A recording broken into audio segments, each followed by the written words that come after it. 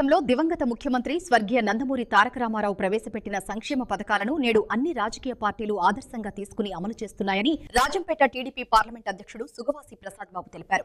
ఎన్టీఆర్ 30వ వర్ధంతి సందర్భంగా అన్నమయ్య జిల్లా వ్యాప్తంగా టీడీపీ శ్రేణులు ఘనంగా కార్యక్రమాలు నిర్వహించారు. రాయచోటి పట్టణంలో ఎన్టీఆర్ చిత్రపటానికి పూలమాలలు వేసి నివాళులు అర్పించి అనంతరం రక్తదాన శిబిరాన్ని నిర్వహించారు.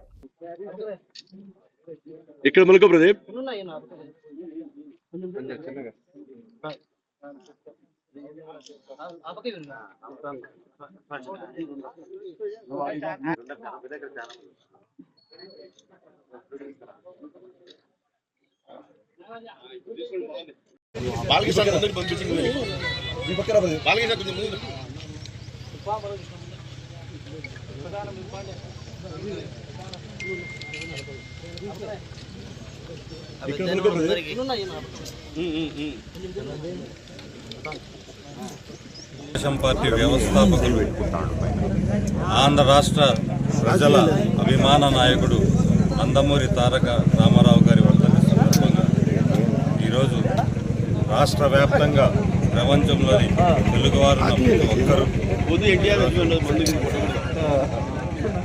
ఎన్నో కార్యక్రమాలు చేపడుతున్నారు. దాంట్లో రాజంపేట పార్లమెంటు అధ్యక్షునిగా ఈరోజు రాయచోటిలో రక్తదాన శిబిరం. ఎందుకంటే ఆంధ్ర రాష్ట్ర ప్రజలు ఎవరైనా సరే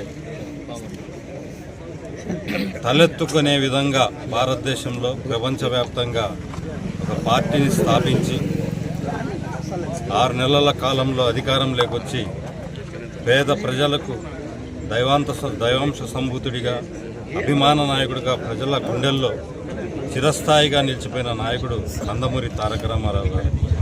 ఈరోజు మన ప్రియతమ ముఖ్యమంత్రి నారా చంద్రబాబు నాయుడు గారైతేమి, లోకేష్ బాబు గారైతేమి ఎన్టీఆర్ను ఆదర్శంగా తీసుకొని కూటమి ప్రభుత్వంలో ఈ రాష్ట్ర ప్రజలకు ఎన్నో అభివృద్ధి పథకాలను ఈరోజు ప్రజలకు అందిస్తున్నారు. ఎన్టీఆర్ గారు ప్రవేశపెట్టిన ఈ పథకాల ద్వారా పేద ప్రజలకు డైరెక్ట్గా పేద ప్రజలకే పథకాలు చేరాలనే కాన్సెప్ట్తో ఏదైతే పెట్టాడో దాన్ని ఈరోజు అన్ని పార్టీలు, భారతదేశంలో ప్రతి ఒక్క పార్టీ కూడా ఎన్టీఆర్ను ఆదర్శంగా తీసుకుని ఈరోజు సేవ చేస్తున్నారు.